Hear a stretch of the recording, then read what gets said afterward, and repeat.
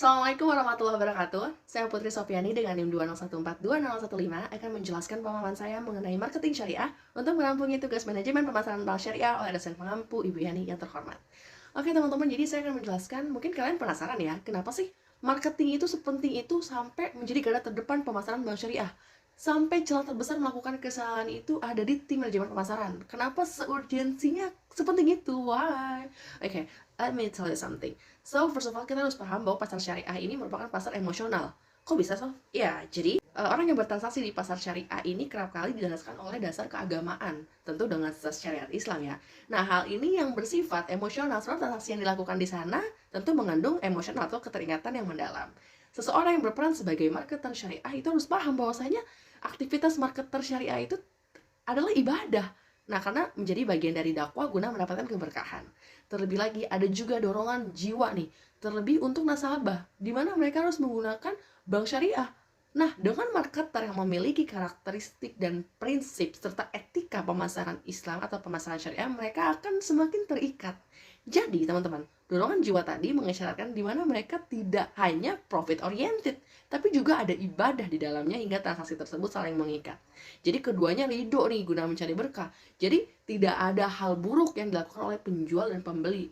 Sebab tingkat keimanan mereka ini udah dipupuk dan masing-masing hal ini itu berlaku ya agar tidak ada kerugian, kecurangan. Jadi mereka sama-sama tahu, sama-sama paham. Nah, pasar syariah pun tentu juga ingin profitabilitas yang tinggi. Dengan begitu, hal tersebut diatur oleh strategi yang sesuai dengan akad Islam guna mencapai profitabilitas maksimal.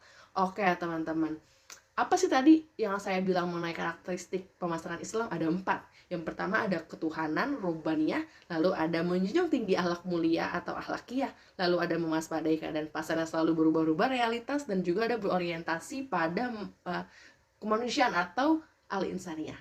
Nah, sebelum kita masuk ke materi marketing selanjutnya nih, teman-teman tuh harus paham kenapa sih marketing tuh dibutuhin banget.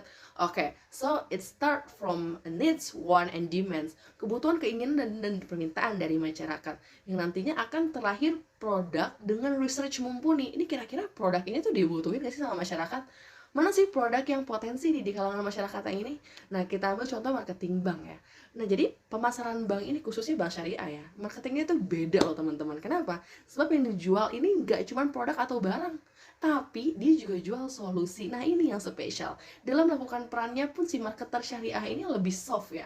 Jadi kita first kita lakukan pendekatan personally, kita bonding nih. Saat we know what customer need, baru kita sesuaikan dengan produk. So, especially marketing bank itu have to give solution for customer, karena memang untuk marketing bank sendiri khususnya bank syariah ya, itu harus lebih intens. Kita harus memecahkan stigma bahwasanya bank syariah dan bank konvensi itu beda. So when we fail today, don't give up, and then kita gali terus informasi apa yang customer ini butuh until we get customer heart and mereka comfortable ke kita, nyaman ke kita.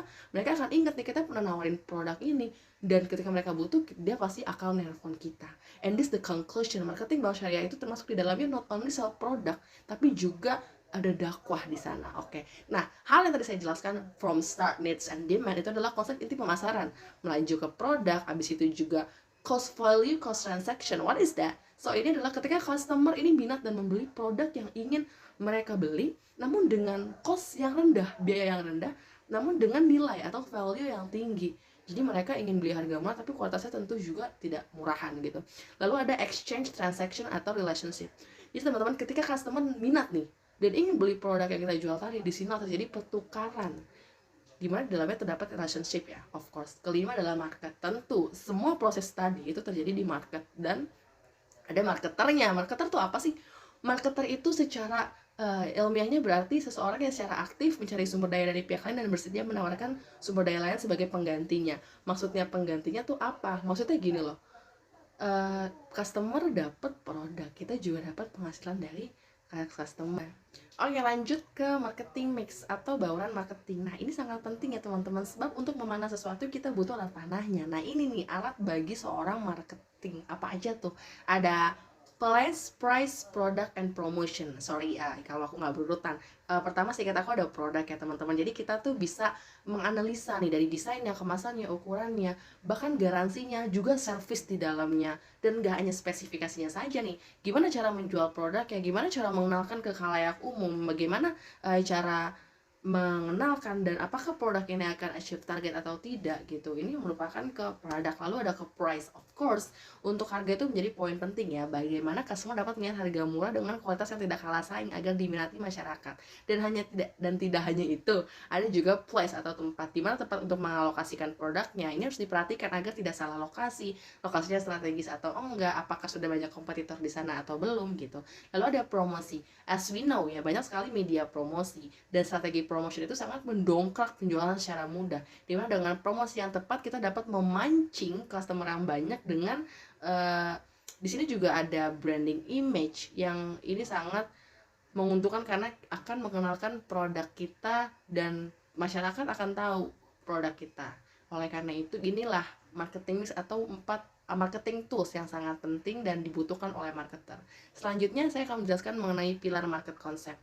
Yang pertama adalah harus mulai dengan target pasar. Target paling utama nih, kita harus memfokuskan target market kita. Yang kedua ada kebutuhan pelanggan. As we know, pelanggan itu beragam dan kebutuhannya pasti beragam pula. Oleh karena itu kita harus research nih, apakah produk kita nih selaras nggak sama pelanggan kita yang unik, sama kebutuhan pelanggan kita yang beragam nih, kira-kira bakal potensi nggak gitu. Selanjutnya ada integrated marketing. Ini pilar yang sangat sulit ya untuk dipertahankan, sebab dari atas atau sampai bawah ini harus selaras semua nih. Jadi departemen itu harus saling mendukung guna kerjasama yang baik. Lalu ada profitabilitas. As we know, pilar marketing ini harus mengkonsep bagaimana caranya agar kita bisa menekan biaya cost yang rendah namun mendapat laba yang sebesar-besarnya. And five, last, ada societal. Bagaimana dapat memuaskan, apakah produk kita ini membuat masyarakat puas, dan ini harus dilakukan oleh research terhadap pasar. Teman-teman, terakhir saya akan menjelaskan mengenai prinsip pemasaran Islam juga etika dalam pemasaran Islam. Yang pertama, untuk prinsipnya ada change atau perubahan. As we know, semakin zaman semakin berubah ya, otomatis globalisasi, digitalisasi ini merupakan change atau perubahan. Lalu ada competitor, lalu ada customer, lalu ada company. Nah, ini merupakan basic menurut saya. Selanjutnya ada segmentation, targeting, and positioning. Ini adalah sebuah strategi marketing. Selanjutnya ada differentiation, marketing mix, and selling. Ini adalah taktik di mana lebih ke tindakan. Lalu ada brand, service, process, and scorecard. Lalu ada inspiration, merupakan pembaruan, culture, dan juga institution. Pokoknya ada 17 prinsip marketing. Lalu terakhir adalah etika dalam pemasaran Islam. Ini harus dibutuhkan dan harus dipunyai sebuah etika oleh sebuah marketing ya. Yang pertama adalah kepribadian spiritual, secondly berperilaku baik dan simpatik, bersikap adil dalam berbisnis, melayani juga rendah hati, menempati janji dan tidak curang. Lalu yang kelima ada menempati janji dan tidak curang, jujur dan terpercaya, tidak suuzon, tidak menjelek-jelekan, dan yang terakhir tidak melakukan suap. Ini sangat penting teman-teman yang harus